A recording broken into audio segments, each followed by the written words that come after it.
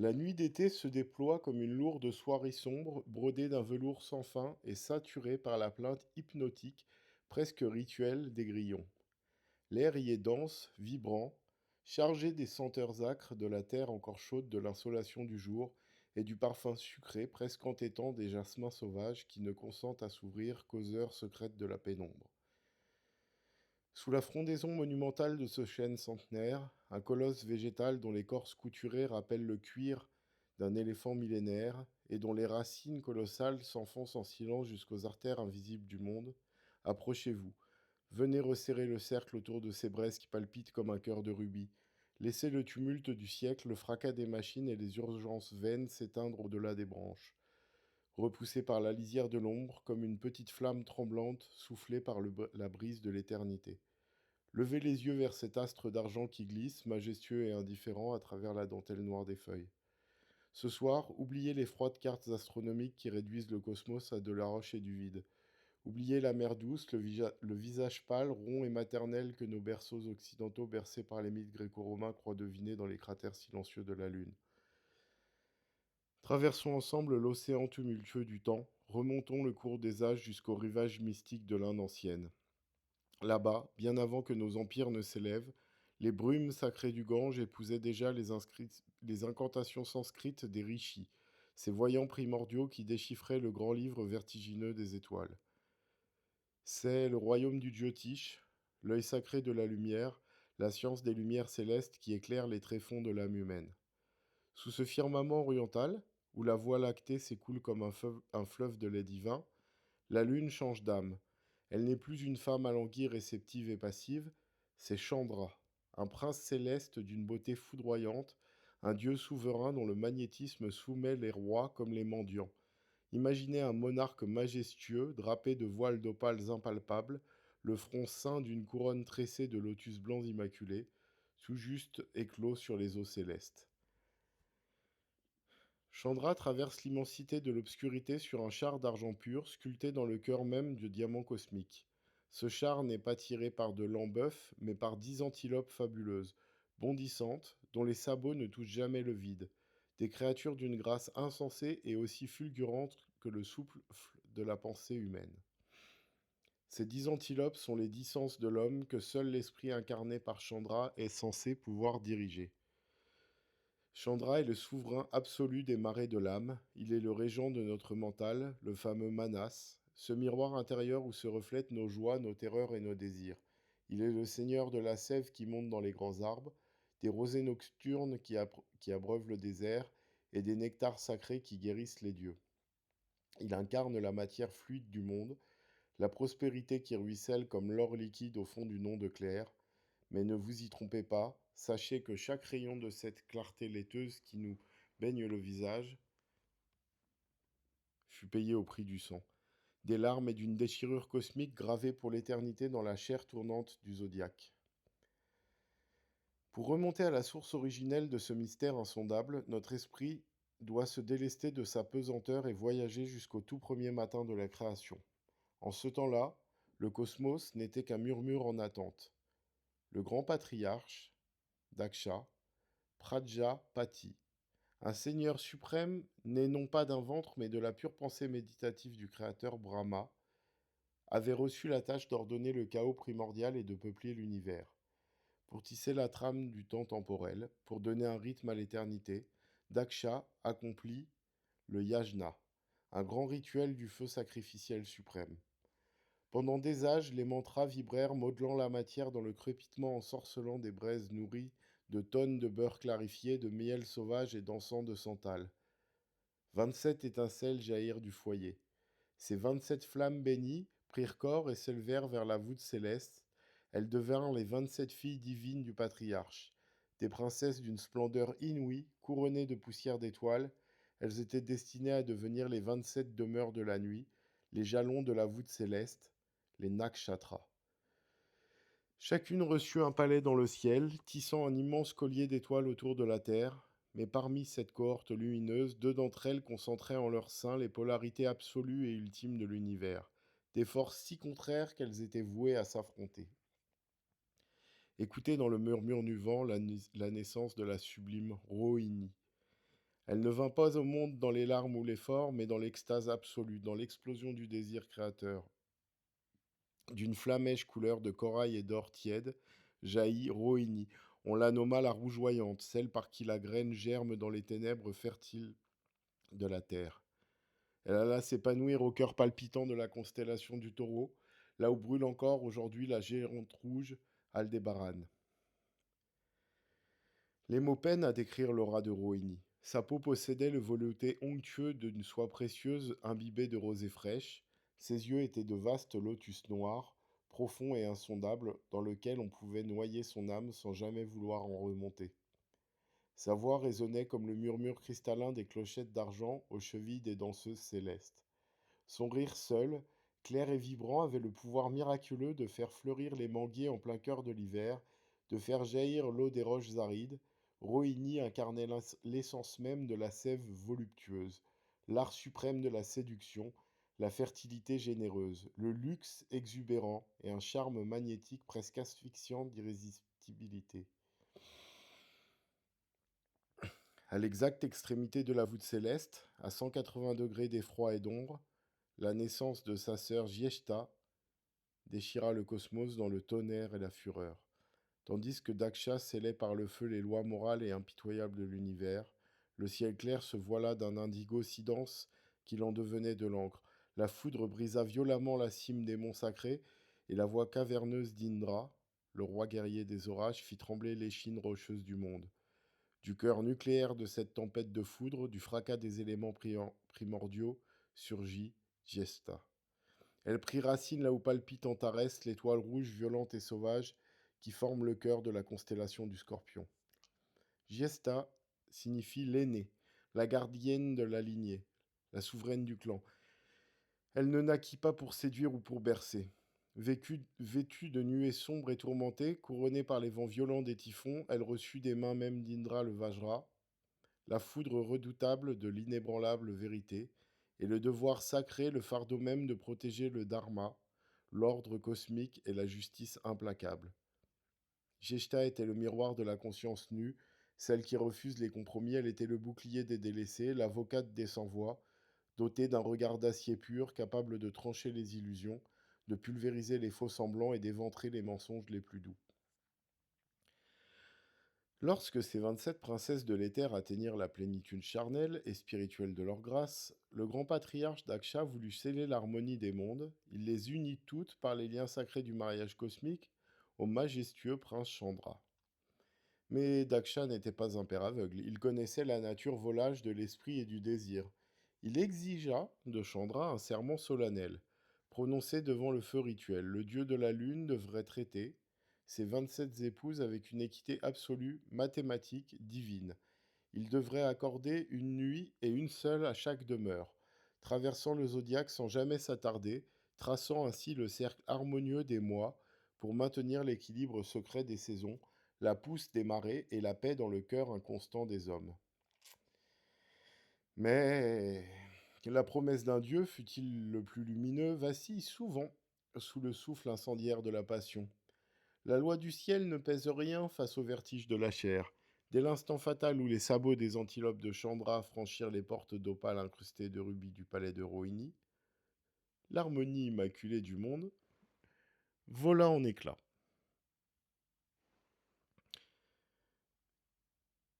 Dès le premier regard échangé, le prince Lune fut consumé, envoûté par le parfum de santal et de jasmin sauvage qui exhalait de sa peau, étourdi, littéralement foudroyé par la mélodie hypnotique de sa vina. Chandra s'abandonna tout entier dans les bras de soie de la divine Rohini. Il ferma les yeux sur le reste de la création. Il oublia la ronde implacable des constellations. Il oublia la parole sacrée gravée dans l'éther qu'il avait donnée à Daksha. Les nuits de volupté se muèrent en mois de passion. Les mois s'étirèrent en années d'oubli. Et le prince refusait avec la dernière des obstinations de quitter l'alcôve parfumée de Rohini. Pour elle, et pour elle seule, il suspendait la course du temps. Pour elle seule, il faisait pleuvoir le soma, ce nectar d'argent qui rend immortel. Rohini, grisée par cet amour exclusif, baignant dans la vanité de l'être unique, centre de l'univers d'un dieu, s'endormait dans un printemps éternel et langoureux, renfermant lourde porte de son palais, volontairement aveugle et sourde aux larmes de glace qui gelaient dans les ténèbres extérieures du cosmos. Car, dans les 25 autres palais stellaires, dispersés sur la voûte céleste, une nuit glaciale, une ère glaciaire cosmique s'était abattue. Les sœurs délaissées d'Ashwini, l'étoile filante à Chitra la brillante, de Pushya la nourricière à Purva, Ashada l'invincible pleurait des fleuves de désespoir. Sans la visite fécondante et réconfortante de la lune, leur royaume dépérissait.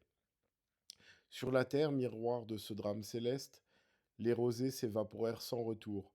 Les récoltes pourrirent sur pied, les fleuves s'arrêtèrent de couler et une mélancolie rongeuse, une apathie suicidaire s'empara de l'esprit de tous les êtres vivants. Le mental du monde était malade de cet arrêt du temps. C'est au cœur de cette agonie cosmique que la souveraine se dressa. Depuis sa forteresse inexpugnable de basalte noir, perchée sur les confins du Scorpion, Gesta observait le désespoir ravageur qui consumait ses cadettes. Nulle jalousie mesquine, nulle envie de petite épouse délaissée ne ternissait son cœur de reine. Seule flamboyait tel un incendie de forêt l'indignation sacrée de l'aînée, garante du grand ordre, la protectrice du Dharma. Couverte de son long manteau tissé d'éclairs et d'orages, brandissant le sceptre de la vérité nue, Jeshta quitta son trône. Elle rassembla autour d'elle les princesses abandonnées, cohortes d'étoiles pâlies et tremblantes, et guida leur procession solennelle à travers les brumes interstellaires, marchant droit vers le tribunal de l'univers, le grand trône de Daksha Prajapati. Face au patriarche dont l'aura irradia à travers l'espace, Jeshta ne fléchit pas le genou. Elle se tint droite comme une lance, sa voix claqua comme le tonnerre fendant la montagne. Père, l'époux de lumière que tu nous as choisi a piétiné ton serment et craché sur ta loi. Il s'enivre, reclus comme un lâche, des caresses égoïstes de Rohini, et condamne le reste de la voûte céleste à la nuit, au froid et à l'abandon. Observe tes filles qui dépérissent, observe les mondes qui meurent. L'amour exclusif qui méprise la justice n'est pas divin, ce n'est qu'un venin pour la création. Il faisait initialement le tour de ses 27 courtisanes. Rohini était la préférée jusqu'à ce que Jesta vienne se rebeller, alors il a été puni. À l'écoute de cet outrage absolu, la fureur de Daksha monta dans les tréfonds de son être et fit trembler l'axe même du monde. Les étoiles vacillèrent sur leur orbite, les bras levés vers l'immensité silencieuse. Le patriarche, le visage déformé par une colère sainte, foudroya son propre gendre. Chandra de la malédiction, la plus redoutée des dieux. Le Kshaya. La consomption cellulaire, la tuberculose astrale, l'anéantissement inexorable. Il condamna le grand prince Lune à voir sa splendeur inouïe se flétrir de jour en jour, sa grâce s'évaporer dans le vide et sa chair divine, prétendue immortelle, se calciner pour tomber en poussière. Le châtiment divin fut instantané, traversant l'espace à la vitesse de l'esprit, dans son alcôve tapissée d'or, alors qu'il étreignait encore amoureusement la douce Rohini, Chandra poussa un hurlement de terreur pure. Son visage, d'ordinaire d'un éclat nacré insoutenable, se voila brutalement d'une grisaille maladive. Ses yeux, qui contenaient tout l'argent de l'univers, se crevèrent de l'intérieur et s'enfoncèrent dans des orbites noircies. Sa peau, d'une perfection lisse, prit la pâleur cadavérique de la cendre froide. Sa force vitale, sa virilité et son aura fuyèrent de ses pores comme l'eau d'un vase fendu. Terrifié face au cauchemar qui se déroulait entre ses draps, Rohini hurla, versa des larmes de sang qui tachèrent sa poitrine, s'agrippant désespérément au corps soudain squelettique et tremblant de son amant. Mais ses baisers, si magiques fussent-ils, ses incantations amoureuses et ses prières étaient totalement impuissants face au décret paternel. Rien ne pouvait enrayer le poison du Kshaya.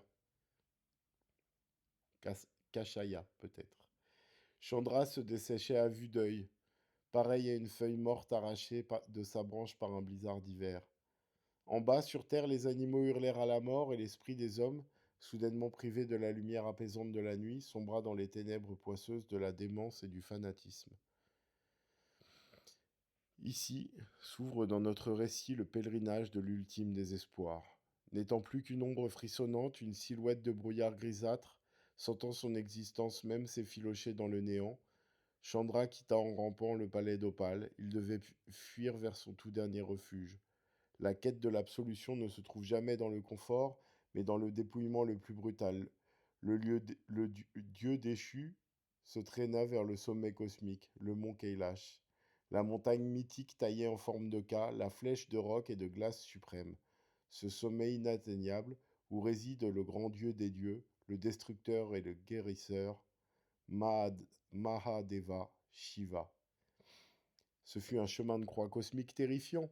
Privé de son char d'argent et de ses antilopes en fuite, rampant sur le ventre sur les glaciers millénaires de la chaîne himalayenne céleste, balayé par les vents solaires et les bourrasques cosmiques qui lui arrachaient la peau, le dieu lune abandonnait à chaque mètre sa poussière d'argent sur la glace noire. À chaque respiration, ses poumons de lumière gelaient. Arrivé au pied du grand trône de glace bleue, au sommet du vertigineux K, dans l'air raréfié où l'ego ne peut plus survivre, Chandra n'était plus qu'un infime fil de lumière, une écharde pâle, un misérable petit croissant prêt à expirer dans le vide aveugle.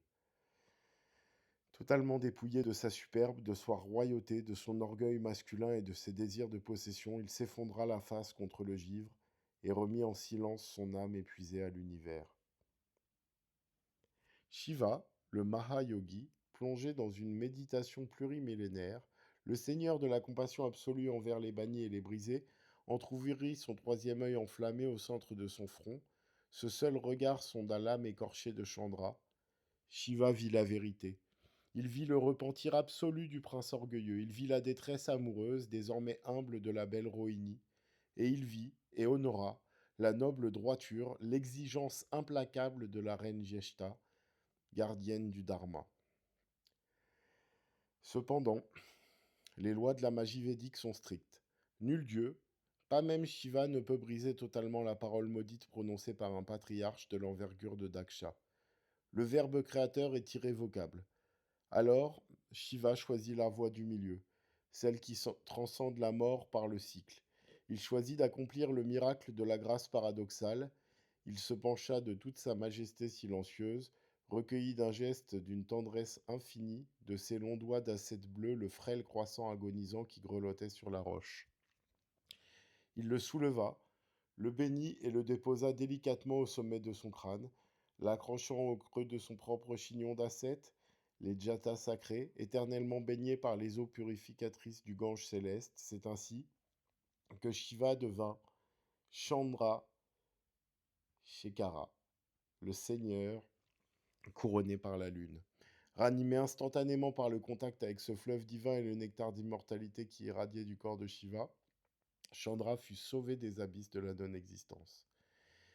Et du haut du Kailash, dominant le vaste théâtre de l'univers, Shiva dicta la loi immuable, la loi éternelle des nuits, celle qui régit encore la voûte céleste que vous regardez ce soir. Entends-moi, prince d'argent, pour expier ta faute, pour purger ton égoïsme et pour honorer à jamais la justice de Giesta. Tu seras condamné au déclin. Chaque jour durant, 15 jours durant, tu perdras ta force. C'est la quinzaine sombre. Le Krishna Paksha. Tu subiras la morsure de la consomption, s'amenuisant nuit après nuit, jusqu'à t'effacer totalement dans les ténèbres de la nouvelle lune. Ce sera pour toi et pour le monde un temps d'ascèse, de retraite, de nettoyage et d'humilité.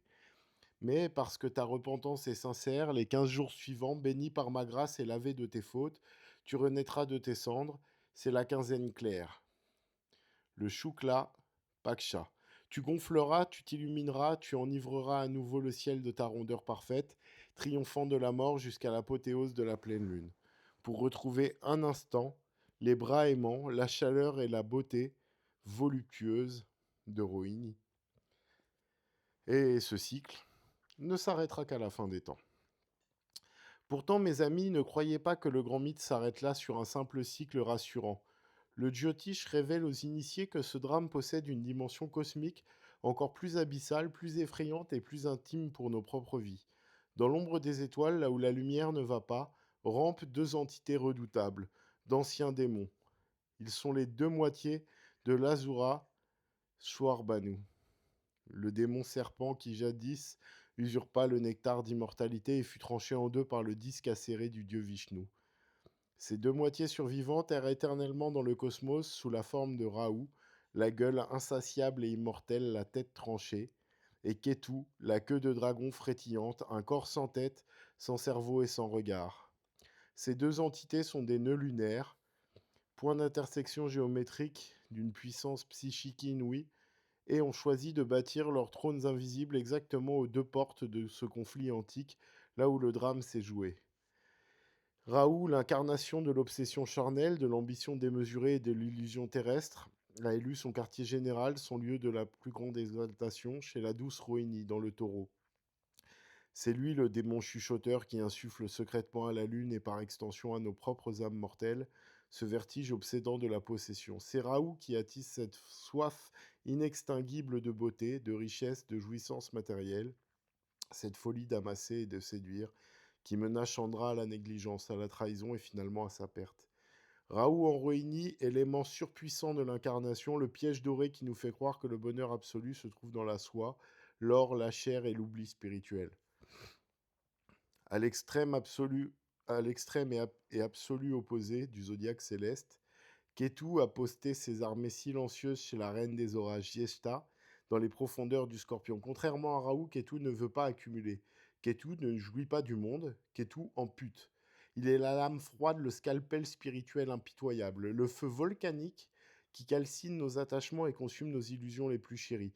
Ketu en Yeshta est la force mystique et terrifiante qui nous arrache de force à nos confortables cocons de soie. Il brise nos conforts, provoque les crises existentielles, détruit nos fausses sécurités pour nous jeter écorchés, purs, tremblants et dénudés de tout ego sur les plantes glaciales du détachement et de la libération ultime.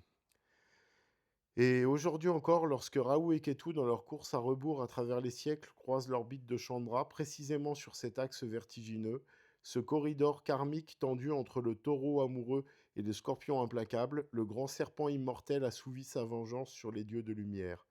Il bondit depuis le vide temporel et dévore littéralement l'astre d'argent.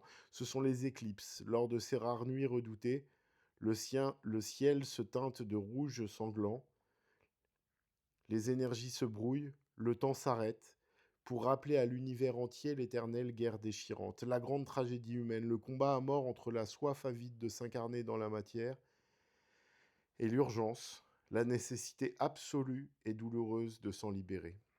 Voilà pourquoi, mes amis, réunis autour de ce feu, la lune au-dessus de nous palpite comme un cœur fatigué. Voilà pourquoi elle croît, s'enfle d'espoir et décroît, fond dans le désespoir sans moindre trêve, tournant dans le ciel comme une roue de moulin. Elle meurt inlassablement sous le regard froid, implacable et exigeant de la reine Jeshta, pour nous enseigner la dure loi du Dharma, l'impermanence de toute chose matérielle, la nécessité de savoir lâcher prise et d'accepter nos propres limites mortelles. Puis, miraculeusement, par la grâce du ciel, elle ressuscite. Elle sort du tombeau de la nuit noire et s'épanouit dans toute sa gloire insolente.